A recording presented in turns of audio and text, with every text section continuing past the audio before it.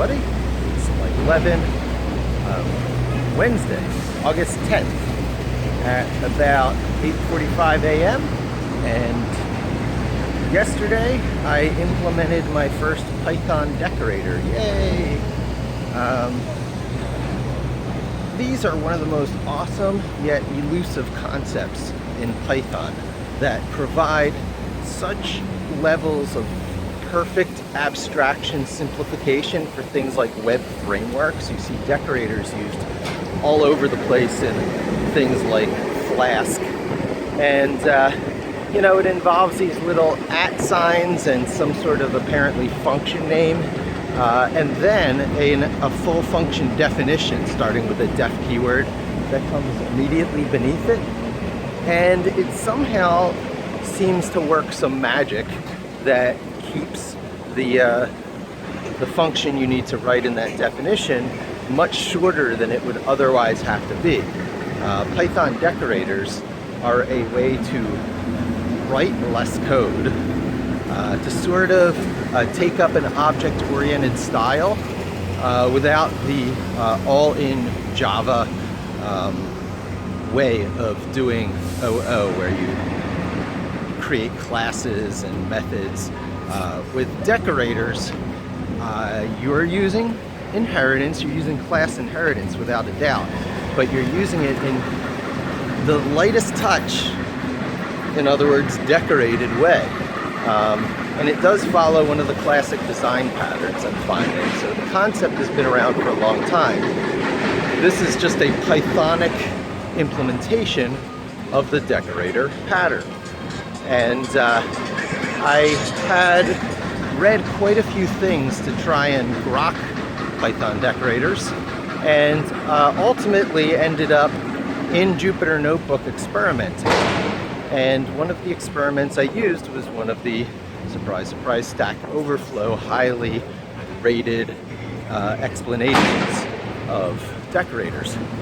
And having implemented it in my code yesterday, with it being fresh on my mind, I feel that I am in the best position to explain to non-decorator aware people what the beautiful advantage and what the sort of repetitive code that decorators spare you from is.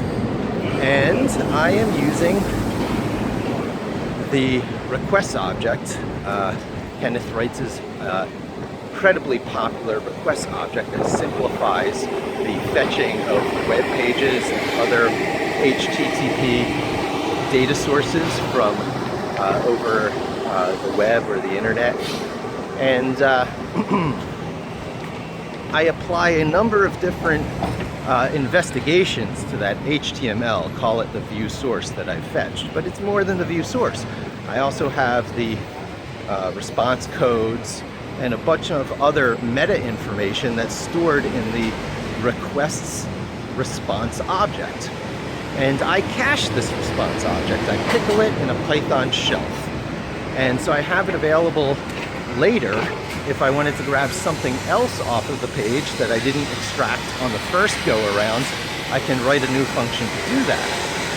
But even before hard drive caching comes into the picture, I have, say, an extract title function and then an extract meta description function, and they all hit against the same requests object. In fact, the way you architect this thing, it would be very easy with this very matrix progress pattern to do one HTTP fetch for title, another HTTP fetch for meta description, and obviously you don't want that to happen. So I keep the requests response object in memory across the entire set of chores or tasks that need to be carried out or extracted from that one URL before the batch job goes on to the next URL. And so in that response object, you have response.text. And this in turn is actually inside a dictionary object. So you have to use a dictionary object to get to the response object. And then you have to use the text property to get to the view source text. And so that's a long string to refer to. And I'd like to pre-process that to just be text by the time it reaches the title function. So that the title function, instead of having to use the asterisk keyword args, KW args trick, which is incredibly powerful for Python, I'd rather externalize reference to star keyword args to something that gets invoked before the title function, so that the title function only has the text, the view source, the HTML. That's the challenge. So how do you feed everything through a function or a pre-processing, step first? Enter decorators. Decorators essentially feed, they have to be written knowing that they're decorated. That's a certain thing. This is not sort of a generic thing like throw a decorator onto an already written function. You write these you write these functions that are to be decorated knowing that they're being funneled through another function first. A scrubber, a filter. It's kind of incredible to me that I don't hear more people describing decorators as filters, because they're filters. So I write a function that takes the star keyword args argument. I call it something global, something that will be used as a decorator. I name it URL.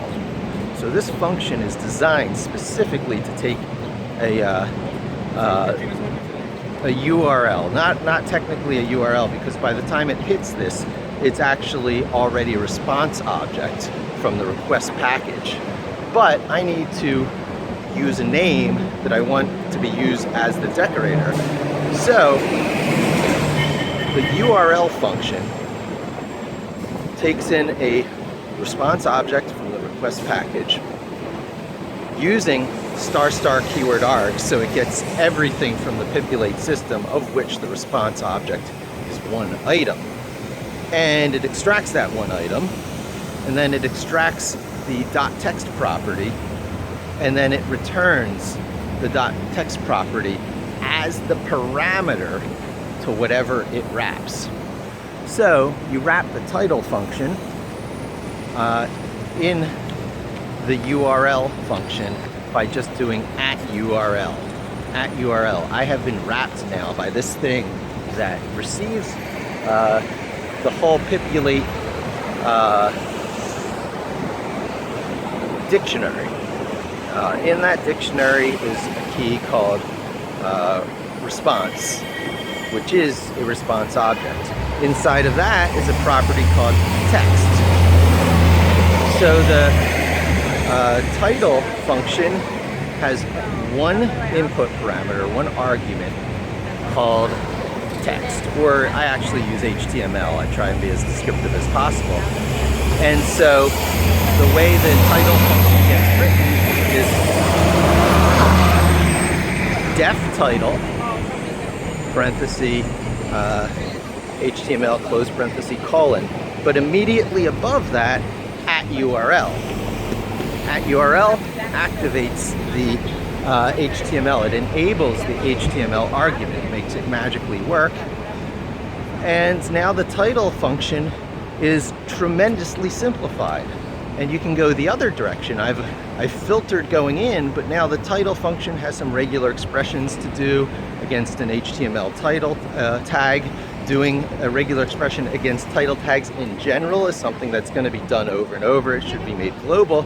So I make the function that would normally have been inside the title tag that handles the regex, I make it external, and I call it